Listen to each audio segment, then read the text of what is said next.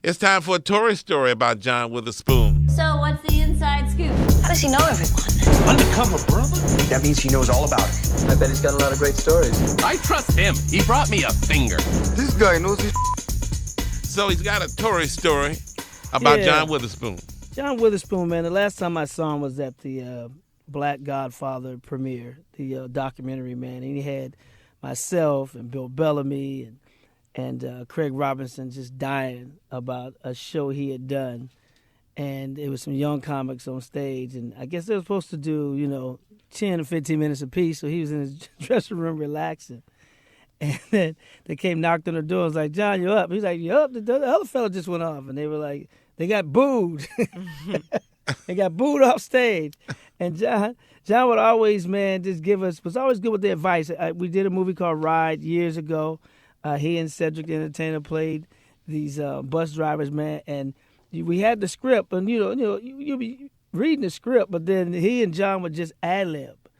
And it was funnier than what was in the script, man. Now, no disrespect to the writer of the script, but when you got two giants like that, ad-libbing and being still on story, man, was just amazing. So it was just his word, the color of his words. He'd take a simple word, and he and Eddie Murphy share this same talent. They just take a simple word and say it a certain way that makes the word funny. We can say the same word.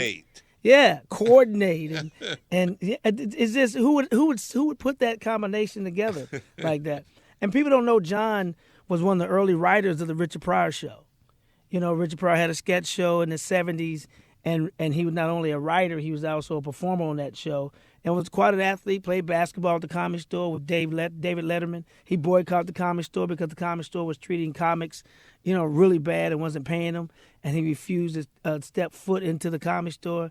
He would not come play my Fat Tuesdays because of that reason. He said, man, I apologize, guy. I love you, man, but I ain't messing with that Mrs. Shore. I ain't messing with that Comedy Store. No, they do comics wrong. I ain't stepped in that store 20, 30 years, guy. So, we did a roast of him on TV One, man, that, one fellow on-air personalities, Russ Parr, put together, man, and he was just a great cat to be around, a great cat to see work. To see what he did with a script, man, was just amazing. And when I heard the news last night before I went to bed, it hit me hard. And because he was definitely a nice guy. You can tell a comedian and a personality by the cities they go to and the staff. Like when the staff, the waitresses and the door guys, if they talk about every comedian that comes through there. And I've never heard one bad thing about John Witherspoon. They always loved him. He was simple to work with. Didn't want the big limos and the big, need all this in my dressing room. He was simple. They loved him. And everybody always wanted to take a picture with him because he was Pops. So, rest in peace to one of our legends, our comedy legends, Mr. John Witherspoon. John Singleton. Yeah, we was just talking about John Singleton. He lost him too, but John Witherspoon, man. How many days do you think he did a year?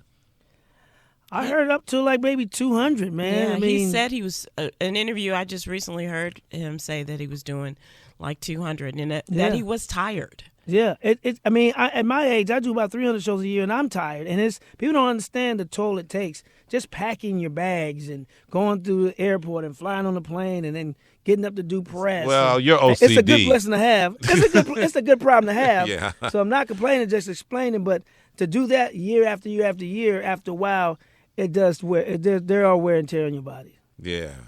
John Witherspoon. A great. God bless him. Yeah.